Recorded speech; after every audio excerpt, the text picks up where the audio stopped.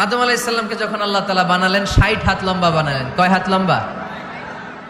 আমরাও যখন জান্নাতে যাব আমাদেরকে 60 হাত লম্বা করে জান্নাতে ঢুকাবে কে? সুবহানাল্লাহ পড়বেন না? আদম আলাইহিস সালামকে তৈরির পরই আল্লাহ বলে নাই আদম জিকির করো, আদম সেজদা দাও, আদম নামাজ পড়ো। আল্লাহ প্রথম যে অর্ডারটা করেছেন সেটা হচ্ছে সাল্লিম, আদম সালাম দাও। কি দাও? আরো জোরে। এর কারণ আগে যে সালাম দেয় তার অন্তর থেকে অহংকার মুক্ত করে দেয় কে? আল্লাহ। একটা মাত্র অহংকারের কারণে ইবলিস সে হয়েছে জাহান্নামীদের সর্দার।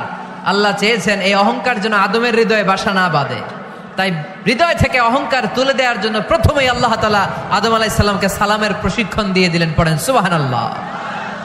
সাইয়েদনা আদমকে তৈরির পরে আল্লাহ বললেন আদম সাল্লিম আলা উলাইকান নাফার, ও আদম সেজদা দেওয়ার দরকার নাই, জিকির করার দরকার নাই, অন্য কিছু করার দরকার নাই। সৃষ্টি করার পরে তোমার প্রতি আমার প্রথম আদেশ হলো ফেরেশতাদেরকে মুহূর্তেই তুমি সালাম দিয়ে দাও। কি দিয়ে দাও? আদম আলাইহিস সালাম আদেশ আসা মাত্রই সালাম দিলেন। মুহূর্তেই আদম আলাইহিস সালামের হৃদয় থেকে অহংকার দূর করে দিল কে? এজন্য আমরাও আগে আগে সালাম দেব, আগে আগে।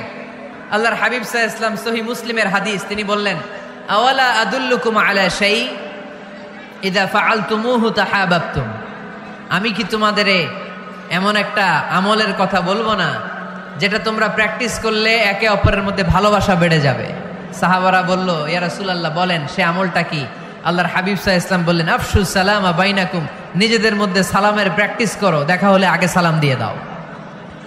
আল বাদিউ বিসালামি বারিউম মিনাল কিবর, আগে আগে যে সালাম দেয় তার অন্তর থেকে অহংকার মুক্ত করে দেয় কে?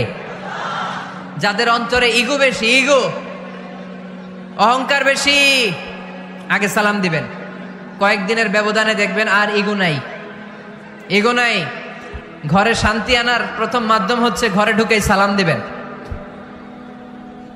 এখন মারামারি লাগবে কে আগে দিবে, আই না হেতি? হেতি কইব আন্নে দেন, আর আন্নে কইবেন হেতি দেখ। ঠেলাঠেলি আছে না নাই? এই ইগো প্রবলেম আমাদেরকে শেষ করে দিল। Ego dominating attitude. কে বড়? কেউ বড় না, বড় একজন, তিনি কে? এজন্য আমরা পড়ি আল্লাহু আকবার। আকবার মানে কি? আকবার মানে তিনি সবচেয়ে বড়। তো শান্তি আনার প্রথম ফর্মুলা হচ্ছে শান্তির বাণী ঘরে ঢুকাইতে হবে। এখন ঘরে শান্তির বাণী ঢুকান না, শান্তি আসবে কোত্থেকে? সালাম অর্থ কি? কথা বলেন।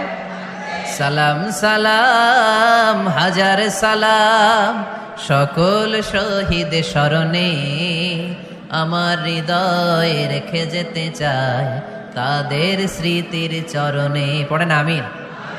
আমাদের সকল ভাষা শহীদ আর মুক্তিযোদ্ধা তাদের প্রতি আজকের এই মাহফিলের পক্ষ থেকে আমরা জানাচ্ছি সালাম। শান্তি ছড়িয়ে পড়ুক বিশ্বময়। আমরা কি যুদ্ধ চাই? কি চাই? তো শান্তির বাণীটাকে ঘরে ঢুকান, দেখবেন দরদর করে শান্তি নেমে আসতেছে।